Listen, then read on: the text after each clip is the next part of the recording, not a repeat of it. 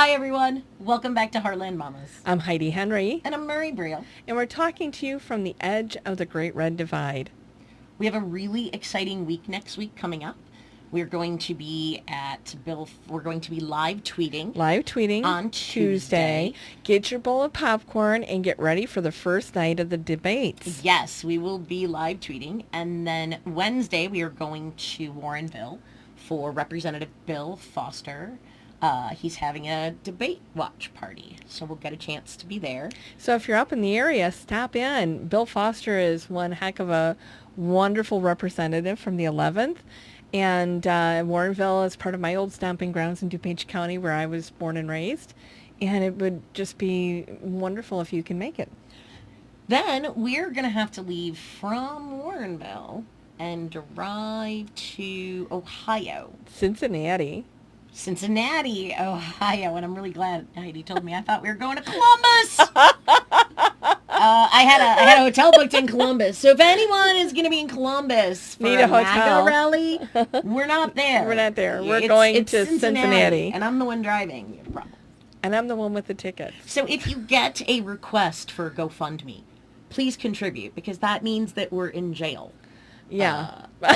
No, I think you kind of jumped the shark bail. there. Well, we're longtime married women, and our husbands are a little concerned. Mine is just concerned that I can't stop correcting people when I think they're wrong. So both of our husbands are very pro women. They're not protective. They don't get all macho. They're very laid back men, and they are happy to take a back seat to women. You know, everyone calls my husband Mr. Briel because they think that that's his last name. I never took his. I love you, honey. You're the best. Yeah. But even he, who is the most, he wasn't even worried about the women's march right after the inauguration. Yeah. He is significantly concerned that I, as well, being a strong, outspoken woman, may let my temper flare, in which case we could cause a scene, or there could be We won't confrontation. cause a scene. Come on. No. We are. Oh my God! The evil look. If you're just listening to our podcast, go to 2 minutes and 30 seconds on YouTube and watch Heidi's evil face. Holy crap, we're screwed. We're screwed. So again, if you get a request with a GoFundMe for Heartland Mamas needing bail money, you know. It could happen. I have to say, the last time, and my husband's name is Stan, and we've been married for almost 37 years, and I call him the big guy. So he's always been the big guy. And the last time he was this concerned is when I told him I was going to El Salvador to be an election observer. I didn't end up going because I couldn't find anybody to watch the farm. He was so relieved. And that one, and I was going to go on business to India, but I don't know why he was worried about me going to India. So anyway, Good the point curry. is the reason. I know we make some fun and had some We're jokes going to and behave laughs. ourselves. But the important reason we're going, we have a great follower on Twitter who's amazing, Astronaut IE. Thank you for everything. And he said, "Well, have fun at the Hate Olympics," and it could be, but we don't know until we get an opportunity to. I think in this day and age, Murray, we owe it to ourselves to make sure what we see on TV is what really happens. What we see on social media, what we see on TV. The gaslighting is ridiculous, and with the Mueller report, it's hard to even know if those that are resistors are actually, you know, it's one of those, it's just a very difficult time. So Mueller is a Republican, so if we expect any different from him than anyone else, he's protecting his party. So, and we'll talk about that another time, but, you know, I felt, when I told you I got the tickets, I felt that it was important for us to go because we needed to see this for ourselves. Are these people really racist? Are they ignorant? Are they privileged? You know, so a prime example of are they angry? What's the psychology? What's going on in their heads? So when I was campaigning, I was working for the Will County Coordinated Campaign last fall, and we were canvassing. And we came to a door of a woman, and she's this absolutely sweet, fantastic woman.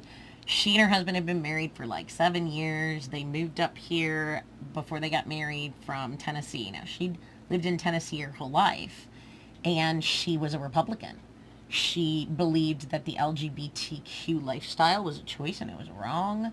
She believed the stereotypes about cities, about the North, about people of color, because she did. Those people in the North are so darn educated. I know, right? But everything around her, being in a rural part of Tennessee, every message she got was negative, and she didn't have any experiences with anybody from any of those communities, so she didn't know any better. And what you don't know, you worry about. So she moved up here. Yeah. And she opened her mind and got to know people, and she's all of a sudden was like, this is so stupid. Why did I ever believe this? People lied to me. And she became a gigantic Democrat, big liberal, works for the LGBTQ community. And she feels bad that she didn't know any better. So I really have to say, there are pockets of this country that are rural and they don't get any information other than rumors and why we started this podcast, Marie, because we live, when we talk about the edge of the Great Red Divide, you're talking about Will County. The message of progressivism is going into a void of nothingness from here to California, and the Democratic Party isn't going to address it. They don't need the votes there to win elections. They don't need the votes outside of Will County for our state party to win statewide elections. So they just don't care. They spend their money where they think they can get the most bang for their buck. And when we talk about forward thinking, and people, we talked in our last episode about the definition of progressivism and liberalism and that sort of thing. When we talk about progressivism, in and of itself, progress is the very essence of who we have always been as a country. Through the Industrial Revolution, we've always cherished and embraced our innovations and our forward thinking. And to go back and paint murals of the 1950s on our buildings to help revitalize things, because we think, yippee, 1950s, we need to be thinking forward. So it's important to talk about progress as you head west through, now in this case, we're going to Cincinnati. So east. So it's not just, it's all over the Heartland. It's in the Heartland, and there are going to be people, I think, that just don't know any better. And obviously having a sensible discussion with them is not the right time at a rally that with emotions. But I just want to we both want to try to get to the bottom of that ideology and see how many are people really racist. Is there that much honest to goodness hatred and racism in this country that we see? Or is it ignorance? Is it lack of understanding? Is it just not being aware because you've never been around a different demographic? Well, you're an isolated white community, right? A small community that happens all the time. So, we were talking about the ethnic makeup of the United States, and really only about 60% of us are white, with no other mixture in, and so that leaves 40% of the rest of the United States, or the rest of the people who live here, of different color and ethnicity. And when they come to your community, if you feel it's an invasion rather than welcoming a new color of flower, it's an infestation. Oh, an infestation. Which brings us to our Heartland's latest attack on yet another member of Congress who is a person of color, Elijah Cummings. I'm sure everyone heard about that today. And if you don't know who Elijah Cummings is, probably in our lifetime, one of the greatest Americans that's ever lived. I mean, an amazing man that has lived and breathed equality and lived through the worst parts of racism, the worst years, I think, sometimes of our country. And oh no, we're in the worst. He's endured so much, and his wisdom and thoughtfulness and forward thinking has brought him from where he was to where we're going as a country. To attack him and say that he comes from an infested then the CNN anchor or the CNN host. Yeah, that would be Victor Blackwell. Victor Blackwell did Oh a my gosh. brilliant piece, and we're going to post the link to that. Yeah. He was discussing racism, and he's going through Trump's tweets, but he's not going through them as in, he's focusing on the word infestation. Yes. In all of his tweets, the only times he uses the terms infestation is when he's talking of brown and black people. Well, he talks about infestation and crime. Infestation and breeding infestation and Ebola and diseases infestation and filth, trash, garbage. Anything you could do to dehumanize someone, Oh my God, no yes. human being would live there. No human being would live there. And Victor gets very emotional because it's where he came from, and that was so incredibly powerful. I hope everyone takes a look at that video. You have to watch that because, you know, as a mom, all I wanted to do was go and hug him and say, it's going to be okay, honey, I promise. But I can't even promise that. All I can say is that I am so sorry that this man tapped into that raw emotion that you feel, and that I can't feel as a person that was born white, you know, and I don't regret that. I mean, I am the hand that God dealt me, but at the same time, we have to fight against the constant slicing and dicing, a privilege to do to control the masses of us. But we also need to educate. We need to educate without lecturing, which is really hard to do. So we need to make sure that we are enlightening but not demanding, and telling someone, because the minute that you accuse someone of something, whether they do it or not, whether they know it or not, it shoots up all these walls. It makes them very defensive. And I think those walls are in place by the media, by the right, you know, evangelicals. So there's so many things that the wealthy, those values are being thrust upon people, and they just sometimes, I think. Well, and they're meant to divide us, because united we are a powerful nation. When we work together, we are at our very best. But when you can slice us and dice us by color and sex and creed and sexual orientation and the color of our eyes and the hat we wear and whatever else you can slice us and dice us by, and pit us against each other as if life is a game when it is not.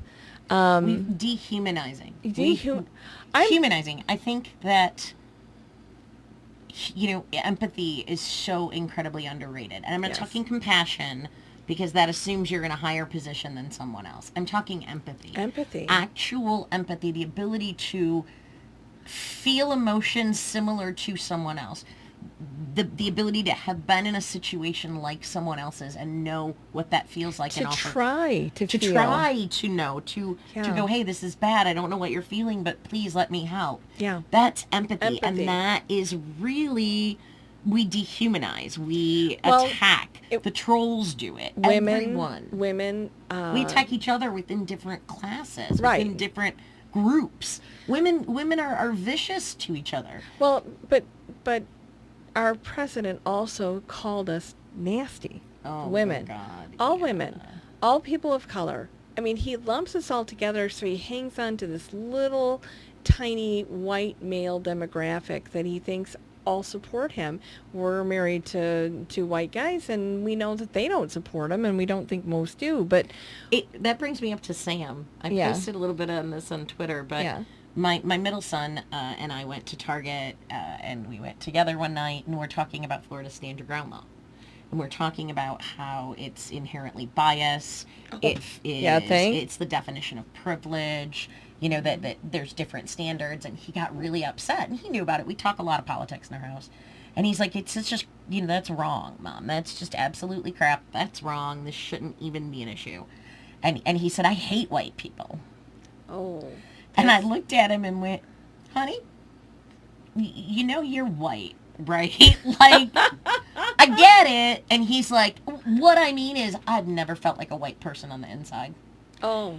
And I'm like, oh my God, I love you. What a great kid, you know, because he sees these jerks, and he sees the kids at the Washington Monument with the Indian, and he sees the media, and he sees social media, and he sees all these chads, we call them, We call them MAGA boys Chads. Hanging chads, like from No, Florida?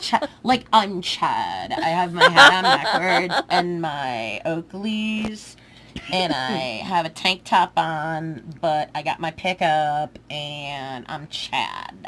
Frat boy, Chad. Oh, frat boy Chad. Yeah, frat boy I would Chad. hope that frat boy Chad is educated enough to know. Oh my God, no! Don't go there. It's horrible. We won't even talk about the big system. Anyway, here's another thing another takeaway I had is that if your only news source, and why we're going to the MAGA rally, if your only news source, today it was someplace where people were repeating back to me Fox News quotes.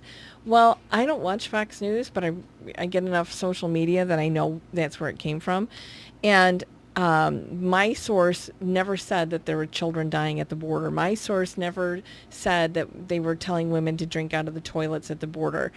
And I said, I don't know what your source is, but your source is incorrect. And I said, Mike Pence and Lindsey Graham were at the border, and there's pictures of them being there. Well, they've never said anything. And I said, of course they'll never say anything. They're Republicans. But please Google a picture of Mike Pence and Lindsey Graham at the border. And in that picture, you will see some of the egregious behavior, dehumanizing behavior that we've inflicted on people because they're brown.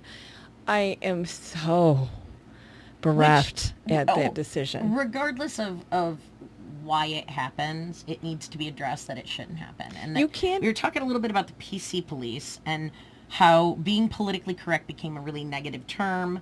And that started to threaten white male fragility and white male fragility. Yeah. Sorry, fragility. Apparently, white men have fragility. I don't know what that is. What it is. I'd like to coin that if I can. Webster, hey, fragility. I don't know. Frigidity. I don't know. Are men frigid? So the point of it is that, as Heidi was saying, when that's all the information that you get and you're surrounded by it all the time, it's very hard to understand another point. And when you accuse someone of being, just like we did, political correctness became a dirty word. It became used against us. Like we talked about, liberal Democrat became a dirty word, even though it's worldwide accepted and that's what we all want.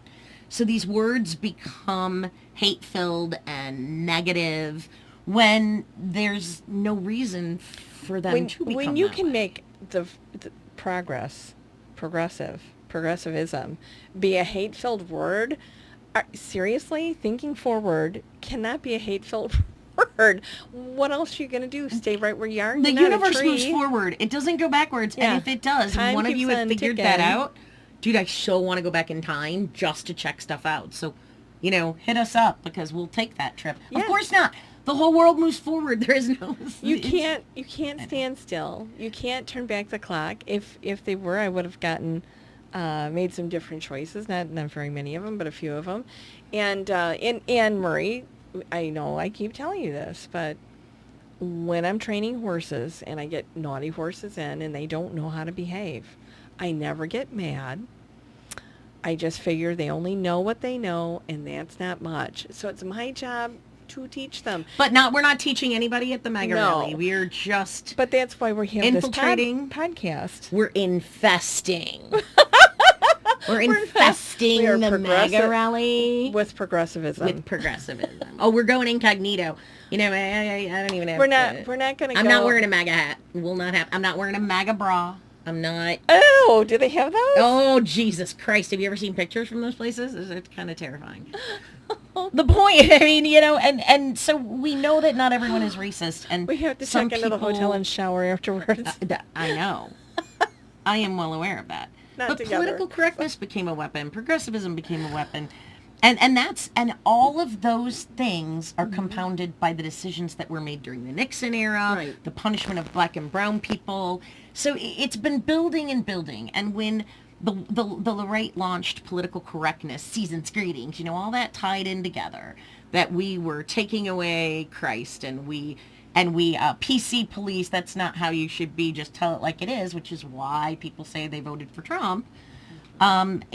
There was so much racism and animosity that had been building, and people were good. They kept it at a low boil. They knew it wasn't acceptable. It Right. wasn't And if you know something's not acceptable, you have a better chance of having an open mind when encountering it. Right. So if I know, like my friend Jennifer, who came up from Tennessee, right?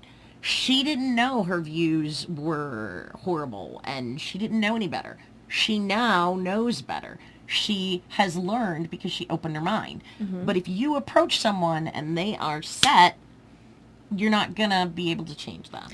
You, and the thing is that I, honest to God, don't believe you can change a true Trump supporter, because I think... Oh, no, not at all. No, I think, agree. I think the day that you're okay with separating families at the border and putting little children in cages... If they really think that happened, again, the so person many I people, talked to today ignorance, they doesn't really think that happened. And I'm like, how... He it's refuses like, to believe that's it's not, true. like, it's not everywhere. Like, everywhere. Every news source has this. Even Fox has this, and they may deliver it differently. And a lot of people don't follow politics and the news the way that some of us do. Those of us who Right. are hyper involved, and for a lot of Americans, maybe they catch it on the way home on the drive. Maybe they pick it up at the 10 o'clock news They should listen for to their local station. To the Heartland Mamas on their way Heck, home. instead of the news, listen to us. We're better. Yeah.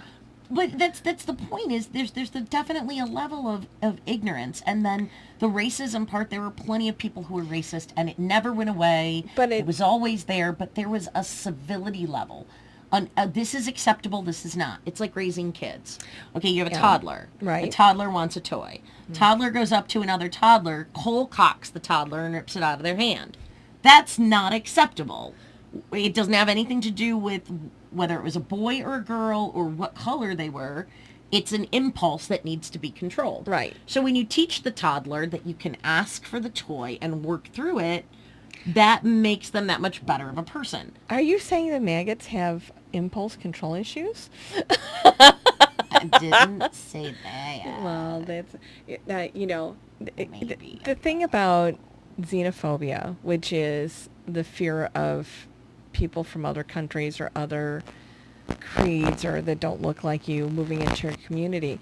If your president has told you that they're breeding crime breeding infestation before they get to your community, you're not going to trust them, and you're going to give them a hard time. You're going to be the one that isn't nice to them at the grocery store, or that looks at them suspiciously when they're doing something. Absolutely. So we're building on this racism that's been around forever, and now the veil is pulled back. And No. not a veil. The hood is off. The hood is off. There you go.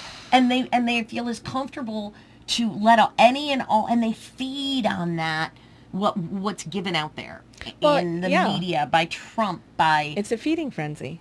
It really is. It gives, I was talking to my son today about it, and he said, why do you think that is? I said, it's always there. There's always, there was a great book by Carl Sagan called Shadows of a Forgotten Ancestry. Carl Sagan was one of my favorite authors, and if you haven't read that book, you should, because it's fabulous.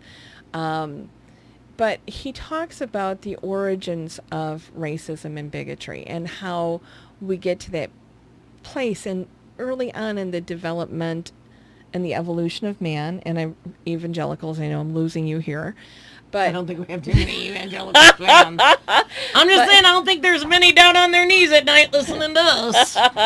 Well, and there sure as hell ain't many Catholics. Sorry. Okay, so what he talks about is back during evolution, the way people looked, how they smelled, the color of their hair, the color of their eyes, the color of their skin, helped you know which tribe you belonged to. Honey, we're millions of years past that. We are a different... That's classism, too. It all plays in. Yeah. Well, the thing is that we are the great American melting pot. We need to embrace that second grade teaching of history, that we came here for different ways and different reasons and for different lengths of time, but none of us originated here in the United States. There is no brown person trying to take your job, right? You're not, your job, if you had to go pick garlic, I just got a thing from the United Farm Workers about a woman that was picking garlic in California. You're not going to be doing that job. You don't want that job. right? And until we fix our broken immigration system, which needs to have work visas easily accessible for migrant workers so they can go back and forth, because before Ronald Reagan, they used to come in, harvest crops, go back to Mexico. There was Jordan Klepper did a piece from on the Tonight Show. Yeah. Or not the Tonight Show, the Late Show. Late Show, yeah. Or no, not the Late Show. I don't know. Daily Show. Daily Show. Jeez Louise, with Trevor Noah. So he did this piece, and it is there's an area that connects Mexico and where they had the big New party. Mexico, right, and through the Rio Grande, and there wasn't a school on the Mexican side, so the kids came to school over here, and all of the Americans went and shopped in Mexico, and then they closed that as a part of. I know. And that festival has been going on and they forever. still have. They have a festival where both the Mexican side and the American side come together in the middle of the water, and they all enjoy each other's company. Family can't. It's the one time a year family can get together and actually touch each other, because you have it's a wretched situation. And so, I guess we there's so many levels to racism, and Trumpism and privilege. And Trump has managed to tie together illegal immigration with legal They've done that American forever. citizens, with natural-born American citizens, with asylum seekers, with crime. He's managed to lump black, brown people from all different countries into this one horrible infestation, and it's got to stop. These people are our neighbors, our friends, they're our coworkers, they're people that our kids go to school with, that we see at the grocery store. We have to embrace the colors and flavors of life. And sometimes it's just learning. Sometimes it's just being open-minded. Sometimes it's getting away from those poisonous environments. So we're going to be we're going to go through real quick again where we are, and I want to close out with Dr. Seuss's story. But let's say, please follow us on Facebook, on Twitter. That's where you'll get our live streams. We may even sneak some live video. We'll see the vibe. We'll see how it's going as to what's going on in Trumplandia.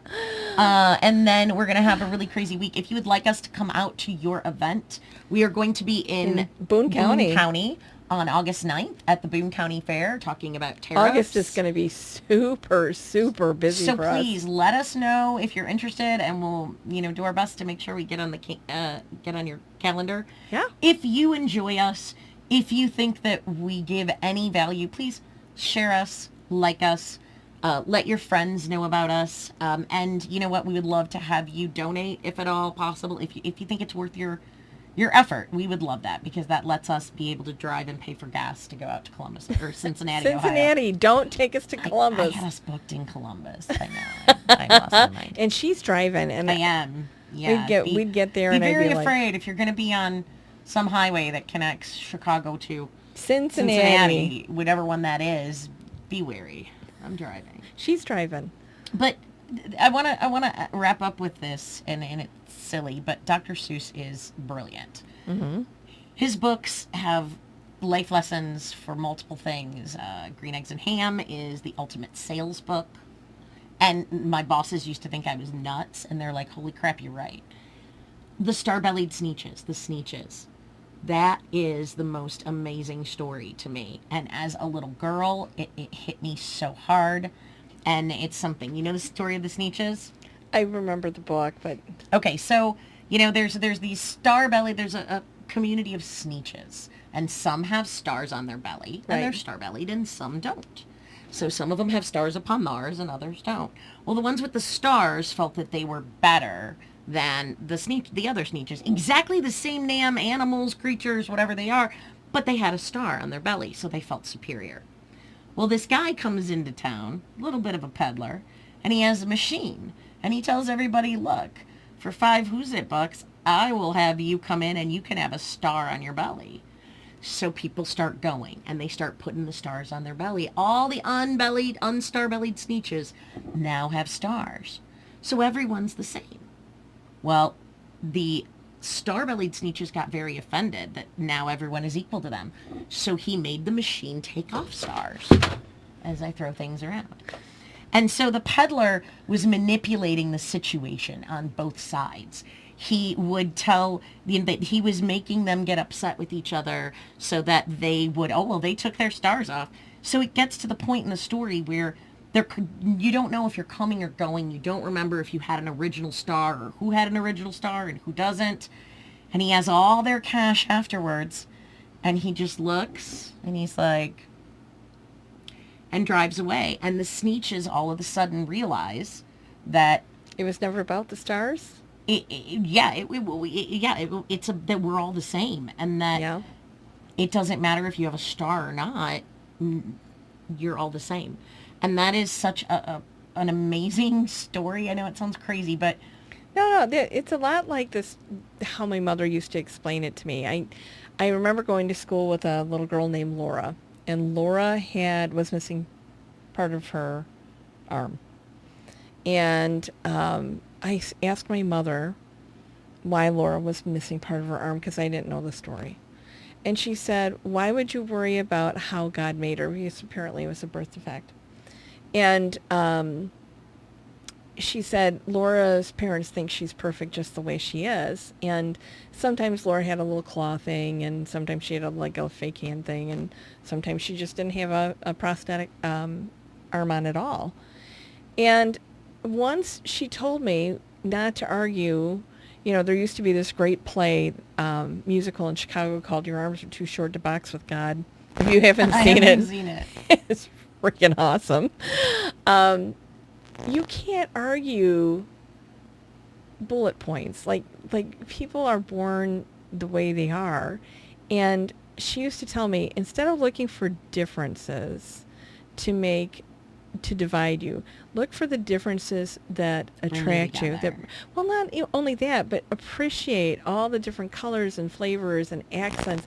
She taught me to love accents when I was a kid, so I would listen, and at one point I could tell if somebody was from Georgia or Alabama. That's how good I got at it.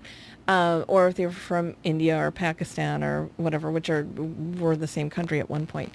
So instead this week, while you're out walking around, look for the differences and love them. Just love how everybody looks, and if somebody has curly hair, somebody has straight hair, or somebody... Appreciate everyone you come in contact with for something that's different about them than you. Yeah. So take next week, and it's going to be a week of differences for us. Yeah. So I'm going to do the same thing. We're going to try to... Challenge yourself and see if every day you can appreciate something different about someone else. We have a huge challenge in Cincinnati because we have to find a way to appreciate what's going on. So yeah, you guys, that ought to be fun. That ought to be really fun. MAGA Rally. So anyway, please subscribe to us, share with your friends. If you're interested in helping out, we would really appreciate it, because we do go out to all these places and we're not cool enough yet to get paid to do it. So we would appreciate it. Also, be sure to check us out, heartlandmamas.com, where everything you need to know is there. Google us. We're everywhere. So thanks again. We really appreciate you. We appreciate you tuning in and sharing, because it helps us amplify your voice. So thanks. So, thank you for watching. And we will be live tweeting soon. Take care now. Bye-bye.